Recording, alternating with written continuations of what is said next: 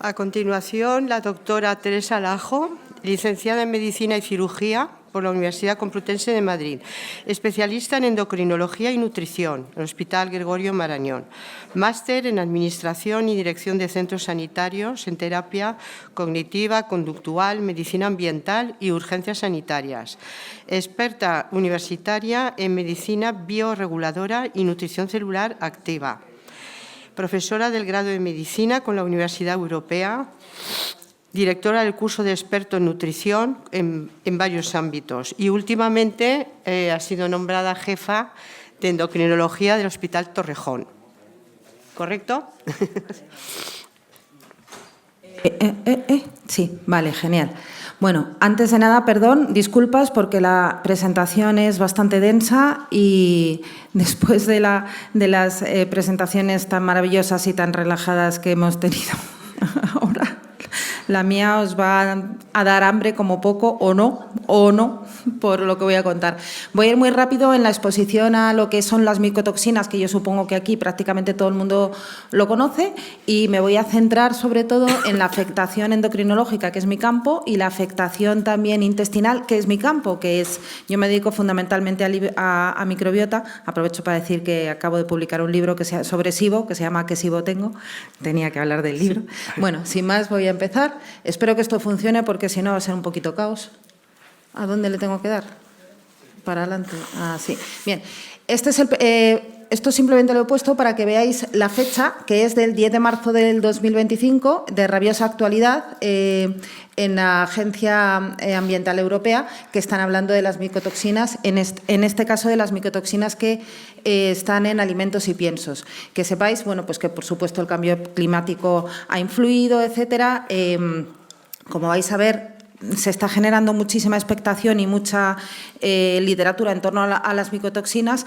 Cómo diagnosticarlo y cómo tratarlo es otra cosa totalmente diferente, que es en lo que yo, bueno, pues creo que puedo aportaros un poquito, que no soy ninguna experta en micotoxinas en tratarlo, en pacientes, en otras cosas sí, en esto no, pero me tocó preparar una charla hace años y desde entonces todo el mundo me llama para dar charlas de micotoxinas, pero no es fácil manejar estos pacientes porque no es fácil diagnosticarlos, pero simplemente que sepáis que ya que hace poquito, bueno, pues hay mucha movida, mucha publicación al respecto.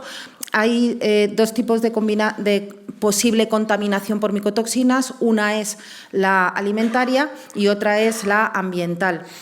La alimentaria es fundamentalmente algunos productos como los cereales, y dentro de los cereales el más importante es el maíz, y luego también los cafés y algunos alcoholes. Por desgracia, la cerveza y el vino tinto, que son muy buenas para otras cosas, pero tienen micotoxinas, y algunos cafés y los cereales.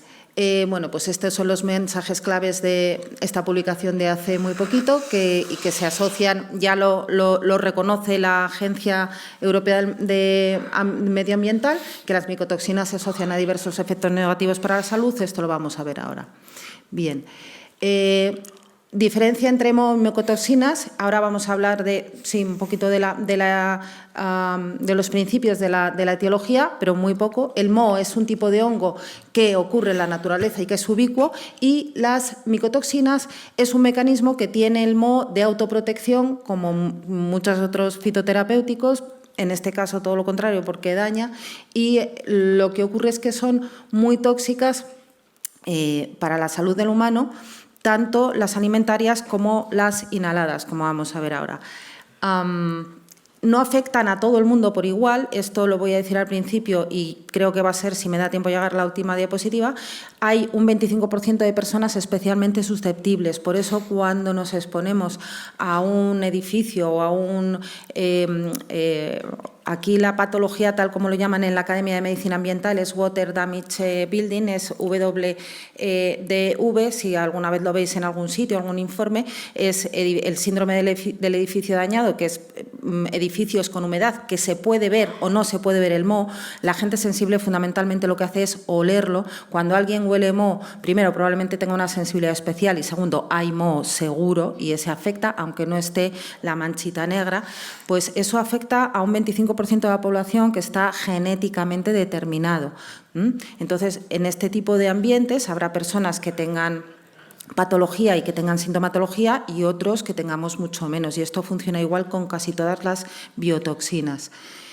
Bueno, las especies más comunes de moho tóxico son los que veis ahí, fundamentalmente Aspergillus, Cladosporum, Alternaria, Fusarium, Penicillinum y el Starkibiotes, que es conocido como el moho negro. Y luego los mohos, estos son los mohos, pero luego los metabolitos tóxicos que llamamos micotoxinas, fundamentalmente van a ser aflatoxinas, citrinina, ergotacaloides, fumomicina, ocratoxina, muy importante, patulina, tricoteceno, silacearralenona, que tiene efectos muy parecidos a los estrógenos. Por eso es particularmente peligroso para los cánceres hormonodependientes. Vale. Hay personas especialmente susceptibles, como os decía, y bueno, de esto no voy a decir mucho más. El aire interior, que sepamos que esto es curioso porque hay muchos estudios, es de 2 a 5 veces mucho más tóxico, peor que el aire exterior, y en algunos casos puede ser hasta 100 veces más tóxico. Aprovecho para decir, porque es muy complicado esto, cuando ves pacientes con micotoxinas en la consulta, lo primero que hay que hacer, es apartarle del tóxico, como cualquier biotoxina, pero hay veces pues, que las personas viven en edificios o en casas que no pueden mudarse porque es complicado. Entonces, bueno, primero que ellos no limpien el moho, por favor, que no sean ellos los que se dediquen a limpiarlo, que esto lo decimos continuamente en los grupos, porque si es una persona especialmente susceptible, es como cuando le quitas una amalgama a alguien sin la preparación. Y además no todos los productos valen, aunque tú quites el moho, en realidad no estás quitando las micotoxinas. Y luego es muy importante, si tenemos, para que exista el moho, tiene que haber tres componentes, que son las esporas, la humedad y la falta de ventilación. Ventilar. Si sabemos que tenemos un espacio húmedo y que puede haber alguna espora, aparte de llamar a alguien para que lo quite, que no seamos nosotros, que vengan con la adecuada protección, etcétera, ventilar muchísimo ese espacio y bueno, y luego pues aplicar ciertos productos como el agua oxigenada al 50%, algunos productos especiales. No coger nosotros y limpiarlo, y sobre todo las personas que pueden ser especialmente susceptibles, porque luego quitárselo de encima es muy complicado. Tenemos 3 tipos de afectaciones clínicas: la alergia al moho directamente, las infecciones por moho o colonización por hongos. Ojo ahora se lo decía, que voy a comentar el caso, si me da tiempo, de mi amiga Marisa, que no sé si anda ya por aquí, que ayer lo comentó, y sé que lo comentó.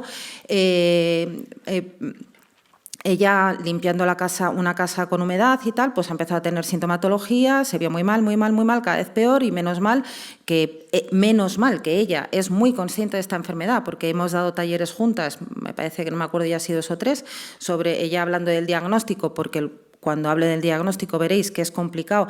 Ella es la que tiene ahora mismo en España, bajo mi punto de vista, el diagnóstico más completo, porque hace las micotoxinas en orinas de antiguos Great Plains, que ahora son Mosaic, y uno que hace ella en sangre, que cubre tanto los inhalados como los de los alimentos. Pues como ella ha dado charlas y él más o menos lo conoce, se lo diagnosticó con el de Great Plains, con el de Mosaic, tenía todos, que me lo acaba de pasar el informe, a tope, o sea, todos, los 11 que mide a tope, y se ha tratado con oxigenoterapia intravenosa, y que como ella es integrativa, pues con otras cosas, y está saliendo adelante. Pero esto le ocurre a cualquier otra persona que no tiene esta capacidad, y como los síntomas que vais a ver son tan inespecíficos, si os da tiempo, aunque voy a ir, yo no leo las diapositivas, voy hablando y las pongo ahí. vais a ver que los síntomas son muy inespecíficos, es bastante complicado diagnosticarlo si no pienses en ella. Igual que pasa con todas las enfermedades por biotoxinas, igual que pasa con toda la medicina ambiental, con la sensibilidad química, con las sensibilidades centrales y con otras, cualquier biotoxina, cualquier CIRS, porque al final esto es una enfermedad que es el CIRS, que es el síndrome de inflamación que ocurre por cualquier inflamación generalizada que ocurre por cualquier biotoxina. Si no piensas en ella, no la diagnosticas y, por tanto, no la tratas y pues son de esos pacientes que vais a ver que no sabemos qué hacer con ellos. La sintomatología depende de todas estas condiciones, evidentemente del paciente, pero también del tiempo de exposición, y muchos científicos relacionan síndrome de fatiga crónica con la exposición a micotoxinas y el daño resultante de las mitocondrias. De nuevo, esta, por supuesto, es una enfermedad mitocondrial, por supuesto causada por biotoxinas, pero mitocondrial. Los síntomas más comunes son los que hay ahí. Luego vais a ver un cuestionario. Yo sugiero, como todos estos test al final son carísimos, no están cubiertos ni por Seguridad Social ni por ninguna aseguradora, etcétera, yo normalmente lo que sugiero es un cuestionario que se encuentra en Internet, que es de Jill Krista, sobre la clínica debida a micotoxinas, más un test de contraste visual, que lo tengo en alguna diapositiva. Si esos dos son positivos, nos acerca, y ha habido una exposición previa, nos acercamos bastante al diagnóstico. Que luego se quiere realizar un diagnóstico exacto y hacerse la prueba de Great Plains, que no es la de Mosaic, que no sé si son 500 euros o por ahí, pues fenomenal. Pero con eso, como luego vais a ver que los tratamientos tampoco son tan agresivos como puede ser, por ejemplo, online, pues yo empiezo a tratar. Es verdad que nosotros utilizamos bioresonancia y ahí también de vez en cuando pues salen hongos setas que lo asimilamos, y supongo que otras bioresonancias también, pues ya entre la bioresonancia, la clínica y el test de contraste visual, que se hace gratis en Internet en una determinada página, luego os lo diré, creo que he puesto cuál es, pues se acerca uno bastante al diagnóstico, ¿no? Entonces, como decíamos, necesitamos la combinación de historia clínica, exploración física e historia ambiental, el test de contraste visual, que es el test de screening, y el cuestionario de síntomas. Bueno, ahí tenéis la página web donde se encuentra, es VCS Test, que es Visual Contrast Test. Luego os explico por qué. Básicamente es una afectación del nervio óptico y lo que hace es evaluar la capacidad que tiene el nervio óptico de adaptarse a cambios, ¿no? Porque vamos a ver en el diagrama, que para mí es lo más importante de toda la charla, el diagrama de afectación de todas las biotoxinas, por qué ocurre esta afectación neurológica. Y la que os decía del Mycotox Profile, que es el que está haciendo ahora Marisa, que no es es otro más ampliado, es el que analiza los niveles de 11 micotoxinas diferentes de 40 especies, y ese junto con el que hace de sangre, que es exclusivamente para los alimentarios, es la mejor combinación diagnóstica que hay. Bien. Como voy a hablar luego un poquito, si me da tiempo, de la afectación, de la relación que tienen las micotoxinas con el SIBO y con la microbiota, no voy a incidir mucho, pero que sepáis que hay una relación muy estrecha entre la afectación intestinal y el sobrecrecimiento excesivo de cándida, que no deja de ser otra micotoxina. Por eso, el tratamiento al final, de hecho, esta gente mejora cuando le tratamos la cándida o cuando tratamos un SIBO de metano, que al final es lo mismo que tratar una cándida, ¿no? El cuestionario que os comentaba es de esta autora, esta médica americana, que se llama Jill Krista. Ella tiene una página que se llama Surviving Mold, como sobrevivir al moho, Surviving Mold en inglés, y de ahí para mí es la página más completa en la que se pueden extraer más recursos de esta enfermedad. Y bueno, no os he puesto el cuestionario completo, pero al final es como todos los cuestionarios. Implica patología hormonal, patología ORL, patología neurológica muchísima. De hecho, hay autores que dicen que cualquier enfermedad neuropsiquiátrica que aparezca de una forma repentina, sin tener antecedentes familiares, sin un claro desencadenante, hay que buscar de alguna manera intoxicación, enfermedad por moho tóxico, ¿no? Porque una de las más características son las enfermedades neurológicas. ¿Esto qué quiere decir? Que se relaciona con todo esto, ¿vale? Entonces, casi voy a dejar las diapositivas y voy a hablar. Pero simplemente me gustaba esta, porque ¿qué quiere decir? Que nosotros tenemos un paciente con una enfermedad mitocondrial, con una exposición a biotoxinas y podemos pensar en todas estas cosas. El moho está ahí abajo, pero podemos pensar en Lyme, en disregulación del sistema nervioso autónomo, ansiedad, parásitos, SIBO, cándida, etcétera, etcétera. Entonces, ¿qué ocurre? Que cuando tratamos el moho, cuando tratamos la enfermedad por moho, muchas de estas cosas que ocurren, tiroides, etcétera, se desmoronan y entonces ya tenemos que ver qué nos queda por tratar. Esto quiere decir que cuando no tratamos micotoxinas es muy difícil el manejo de todo esto que vemos ahí, que nosotros conocemos, o por lo menos en mi caso es de los casos más complicados que existen. Quiero que veáis esto. Es la vía de afectación de cualquier biotoxina. Cualquier biotoxina, nosotros tenemos una exposición, vamos a pensar en este 25% de personas que son especialmente susceptibles.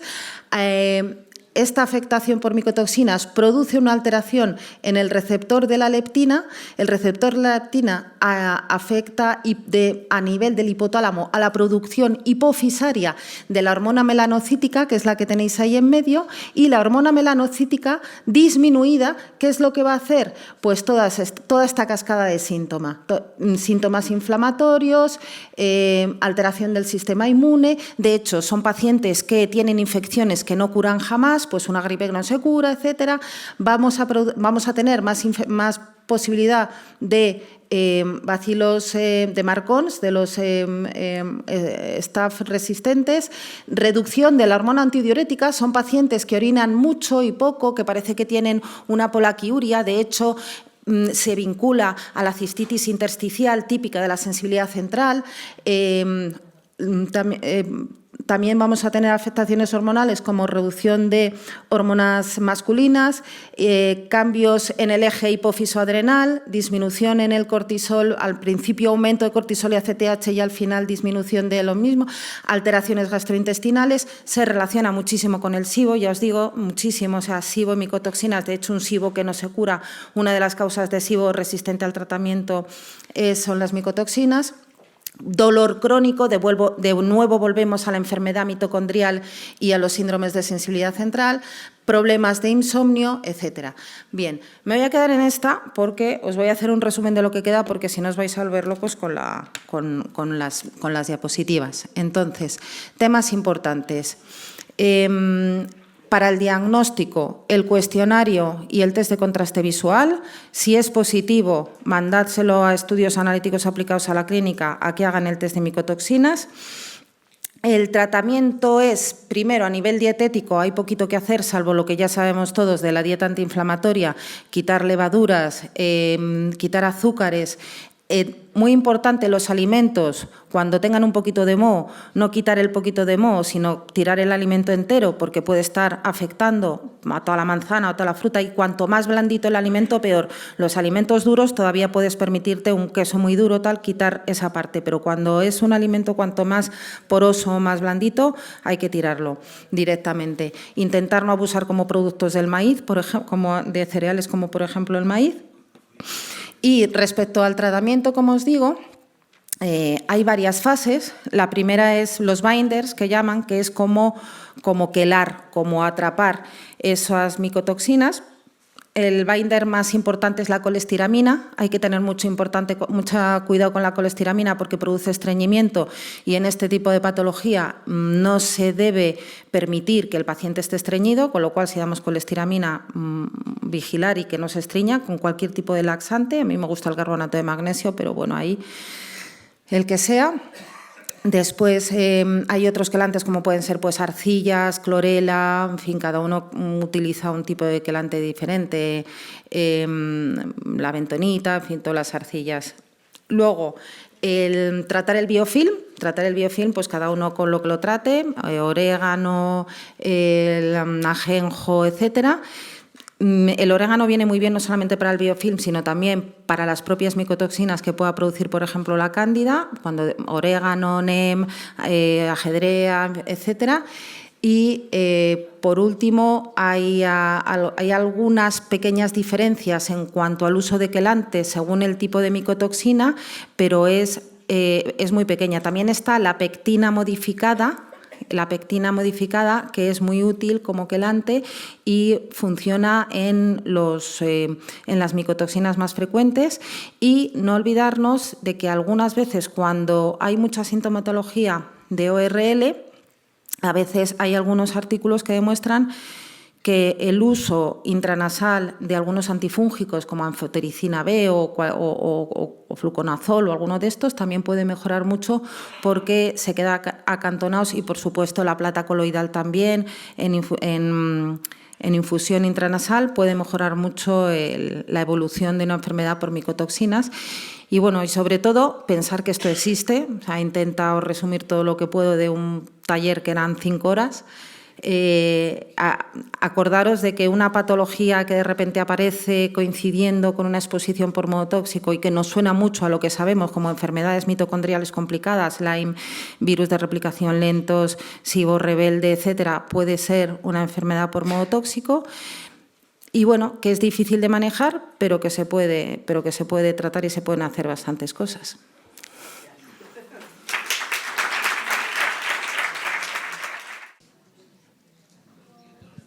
Una pregunta para Teresa Lajo. Teresa, una pregunta. ¿Has utilizado el dióxido de cloro para esto? ¿Y qué resultados? A ver, mira, el dióxido de cloro, del que yo soy fan, absolutamente fan. Ayer me quitaron una muela y lo primero que me puse fue el dióxido de cloro, o sea, lo tengo clarísimo. Pero hay algunas patologías en las que no funciona demasiado bien, ¿vale? Los parásitos es una, y esta probablemente sea otra. ¿Por qué? Porque, entre otras cosas, yo no tengo muy claro que el CDS sea muy beneficioso para la gente que tiene un exceso de metales pesados, por ejemplo. Y en mi experiencia, micotoxinas cándida casi siempre, o susceptibilidad, casi siempre va acompañado de metales pesados. No digo que no, pero he tenido muchos pacientes, porque todos mis pacientes vienen ya como rebotados y como ya como muy seleccionados, y casi todos los que veo con micotoxinas, ellos ya han intentado hacer CDS. Entonces, no digo que no, pero poquito tiempo, y si no funciona, a lo siguiente.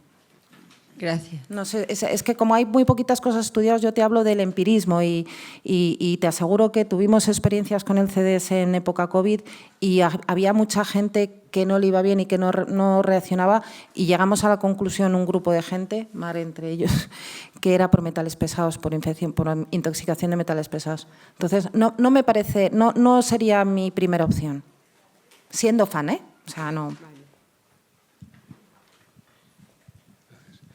Sí, Teresa, 2 cuestiones. Una, la relación la conexión cándida-micotoxina, ¿en qué porcentaje la ves? ¿100% o...? No, que va, para nada. No, pero la veo mucho porque en mi entorno la cándida es muy frecuente. No sé qué es primero, si el huevo o la gallina, realmente. Es como la cándida y la obesidad, o la cándida y la arquea, o la cándida y la disbiosis fermentativa. O sea, no lo sé. Sé que se asocian, sé que los estudios la asocian mucho. Y el test de contraste visual, no había oído hablar de él. ¿Puedes dar una idea de cómo es este test? Tú lo miras si lo miras en internet, lo encuentras. O sea, es un test, es parecido a los de conducir, que tienes que hacer como los conductores, ¿sabes? No es eso, pero es para, o sea, viene a medir un poco, es como de cuadrículas, son una especie de cuadrículas. Entonces tú tienes que ir identificando, tienes que ir contestando a una serie de de preguntas respecto a las cuadrículas, y entonces lo que mide es la inflamación del nervio óptico, que no está en el diagrama ese que he puesto. Una de las cosas que se me ha olvidado porque he ido a toda castaña es la afectación neuronal producida por las citoquinas que se liberan por las propias micotoxinas, estimulan citoquinas, pasan la barrera hematoencefálica y producen mucha alteración del nervio óptico, por eso todas las alteraciones psiquiátricas. Entonces, la alteración del nervio óptico, pues han inventado este test y es una medida de la alteración de ese nervio. Muchas gracias.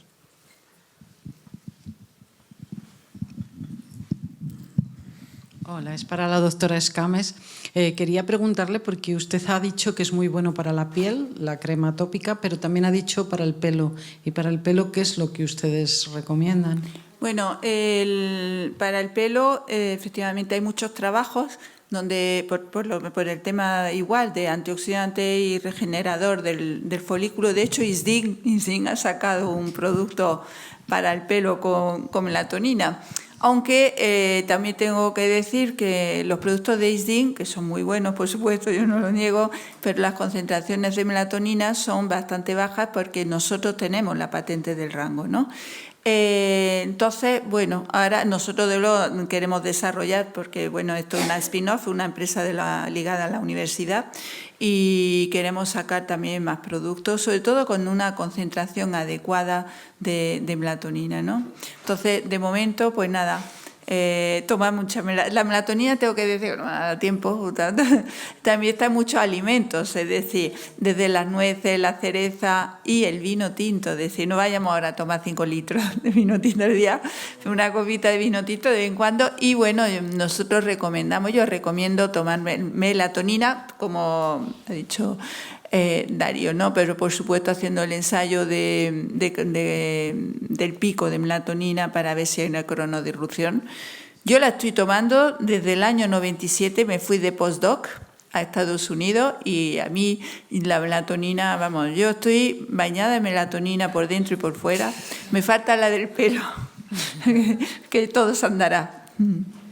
¿Qué dosis recomiendas tomar? Ah, eso le toca a él. Dosis. A ver, entiéndelo, Darío. ¿Qué dosis de insulina le recomienda a un diabético? Habrá que analizarlo. Pues con la melatonina igual. Porque la melatonina, perdemos melatonina con la edad, perdemos melatonina con muchos medicamentos, perdemos melatonina con muchos efectos de cronodisrupción. Habrá que medir primero qué melatonina se produce y después dar la melatonina que se necesite. No se puede decir a ojo qué melatonina voy a dar para una patología o cualquier cosa en concreto. Nosotros siempre hacemos una evaluación previa del paciente, de la persona que quiere tomar melatonina por el motivo que sea. Puede ser como antienvejecimiento, puede ser por un trastorno del sueño, que eso vemos a muchísimos, o puede ser por un proceso neurodegenerativo también. Entonces, primero digo, ¿qué melatonina está produciendo? ¿Qué melatonina tiene dentro de la célula? ¿Y qué melatonina necesita para revertir esos efectos? ¿Y qué dosis más altas han utilizado? Pues más alta, hasta 1,5 gramos diario. Pero en patologías. De hecho, el ensayo clínico que hicimos en mucositis, en un fase 2 en 12 hospitales en España, entre ellos otros La Paz y el San Carlos de Madrid, fue un gel de melatonina que también, pero ese va como medicamento porque es un enjuague en 80 pacientes de cabeza y cuello, de cáncer de cabeza y cuello, un enjuague y luego lo tragan. Y para la mucositis, no solo oral, sino esofágica. Los resultados fueron espectaculares, los resultados están publicados y ahora queremos ir al fase 3 también. Lo que pasa que, bueno, estamos en ampliación de capital y todo eso porque los ensayos clínicos hace falta mucho dinero. Claro, igual que, bueno, en el ensayo clínico en COVID administramos vía intravenosa hasta 500 miligramos diarios en los pacientes. Autoriza es decir, por la en cada agencia. caso se necesita una dosis de acuerdo a lo que queremos tratar. No es la misma dosis para siempre. Para la doctora Escames, una pregunta. Bueno, felicidades primero por las impresionantes exposiciones.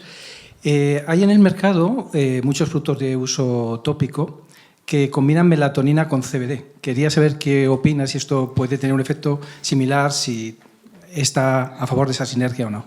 Hay muchos productos en el mercado, efectivamente. Bueno, la combinación es correcta. Lo que pasa es que al día de hoy todos, y cuando digo todos, son todos, los productos que están con melatonina en el mercado tienen unas concentraciones muy bajas de melatonina que no sirve para nada. Porque esas concentraciones se han puesto pensando en la melatonina pineal, que son dosis muy bajitas. En segundo lugar, la melatonina es muy complicada trabajar con ella porque es lo que se llama una molécula anfotérica, es decir, no soluble en nada, ni en agua, ni en lípidos, ni entonces es complicado trabajar con ella y por eso los productos que están en el mercado ponen dosis muy, muy bajas, ¿no? Y en tercer lugar, nosotros tenemos patentada no solo la formulación, sino el rango de concentración, ¿no? Entonces, vamos a ver, el tema de la cosmética es las concentraciones.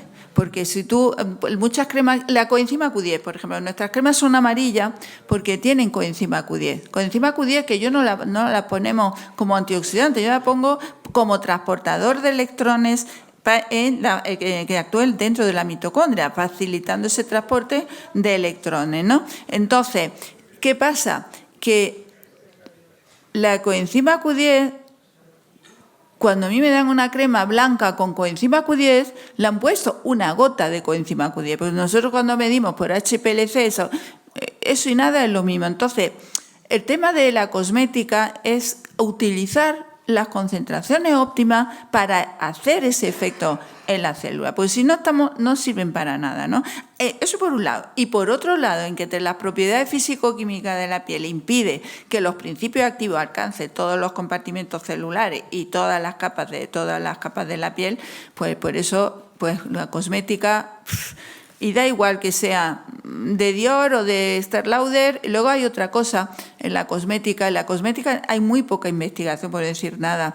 Yo me he enterado porque he ido a farmacéuticas que me han invitado a ver qué dosis, cómo podía disolver la melatonina. No se lo he dicho, por supuesto. Entonces, me he enterado que cuando hacen los cosméticos que salen cada año, lo eligen el equipo de marketing. No los científicos. Yo me quedé alucinada cuando ¿cómo que el equipo de...? Sí, porque ahora está de moda esto. Entonces, es el tema. Gracias. Hola, enhorabuena por las ponencias que han sido muy interesantes. Mi pregunta es para el doctor Acuña. Para las personas que desgraciadamente hacemos guardias, ¿tomar melatonina cuando llegas a casa tiene algún sentido o hay alguna recomendación? Bueno, Gracias. el trabajo a turnos sí, es bastante problemático. Depende del turno, de la frecuencia de turnos. Es decir, una cosa es una persona que tiene una semana de turno de noche, otro turno de mañana y otro turno de tarde. Eso es muy fácil de corregir los problemas, porque lógicamente en el turno de noche no se le va a bloquear la producción de melatonina, pero lo ideal cuando llega a casa por la mañana es cerrar puertas y ventanas, acostarse, dormir como mínimo 6 o 7 horas y tomar melatonina, porque ahí lo que vamos a hacer es invertir el ritmo, que la melatonina se produzca por el día en vez de por la noche para poder dormir por el día y estar descansado por la noche. Pero si el trabajo es, pues yo tengo una guardia hoy, mañana no y pasado vuelvo a tener otra guardia, eso es bastante problemático de arreglar porque no podemos estar cambiando bruscamente la melatonina por la noche y por el día. Entonces, claro, si se trabaja por la noche no voy a tomar melatonina para que no me dé somnolencia porque tengo que trabajar. Otra cosa es cuando yo tengo un turno de trabajo en el hospital, como yo tenía en su momento, donde estábamos 2 médicos de guardia en el servicio y hacíamos turnos de 4 horas. Entonces, uno se acostaba 4 horas y otro se acostaba las otras 4. Pero estábamos en el servicio de análisis clínicos, que es distinto a estar en un servicio de urgencias o de otra cosa, que ahí no hay tiempo para dormir. Entonces, los cambios de turnos frecuentes es complicado de arreglar. Muchas gracias. Por favor, la última pregunta porque tenemos que ir a comer y ya están esperándonos. Yo tenía una, a ver si puede ser rápido, que me ha sorprendido ver como cronodisruptor la vitamina B12 y la metilcobalamina. Sí, pero es si porque... nos puede extender un poquito la información. Porque lo que hacen es interferir con la síntesis de melatonina en la glándula pineal. Estamos hablando de la melatonina pineal. Entonces, en esos casos, siempre lo ideal para saber qué es lo que está pasando es medir los niveles de melatonina, hasta qué punto se alteran, porque eso depende de la dosis también que esté tomando, y en función de eso dar un suplemento con melatonina, claro. Hijo, sería dar la cobalamina pues por la mañana en vez de por la noche. Claro. Ya hay muchos estudios de cronofarmacología donde se indica cuál es la mejor hora del día para administrar qué tipo de medicamento o suplemento para no interferir con otras cosas. La pregunta va dirigida para el doctor Darío Acuña. Según algunos autores, dicen que las enfermedades de naturaleza autoinmune tienen adelantado el biorritmo y pacientes con cáncer o con problemas depresivos lo tienen retrasado. ¿Qué propuesta de tratamiento indicaría usted para modular en ambos casos el biorritmo? A ver, nosotros podemos modular el ritmo circadiano porque el reloj biológico, esas 20.000 neuronas que tenemos en el cerebro, tienen 2 ventanas al día en las cuales son sensibles a 2 tipos de estímulos distintos, que es la luz y la melatonina. Yo empleo más la melatonina por comodidad, porque, por ejemplo, se ha estudiado que para evitar el jet lag, cuando uno llega al destino, por la mañana se pone durante 4 horas con una luz muy potente de 5 a 10.000 luxes para corregirlo. Claro, eso está muy bien si alguien quiere estar sentado ahí 4 horas mirando la luz, pero en cambio si yo le doy melatonina por la tarde consigo exactamente lo mismo. Es decir, hay unas horas entre 5 y 7 de la mañana y entre 5 y 7 de la tarde en donde administrando la melatonina, si la administro por la mañana, provoco un retraso de fase del ritmo endógeno y si la administro por la tarde, provoco un adelanto de fase. Fuera de esas ventanas, digamos, la melatonina no tiene efecto para corregir un proceso de trastorno de fase. Si damos melatonina por la noche, que normalmente la damos 1 hora antes de acostarnos para potenciar el sueño, no estamos corrigiendo la fase, simplemente estamos potenciando el ritmo endógeno de sueño.